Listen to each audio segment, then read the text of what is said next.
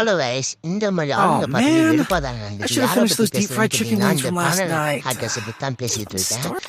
பார்த்தீங்கன்னா சிஎஸ்ல பார்த்தீங்கன்னா ரீஜியனில் ஃபர்ஸ்ட்டில் ஒரு பேனல் ஹேக்கர் இருக்காங்க. நான் பார்த்தது ஷாக் ஆயிட்டேன். சும்மா போய் செக் பண்ணி வச்சுக்கலாம் என்ன எப்படி இருக்காங்க சிஎஸ்ல எப்படின்னு பார்ப்பான்னு பார்த்தா இந்த பேனல் ஹேக்கர் வந்துட்டு ரீஜனில் ஃபஸ்ட்டு பிளேஸில் இருக்கான் சிஎஸ்ல. இதை யாருமே கண்டுக்கிறது இல்லை சிஎஸை பற்றி.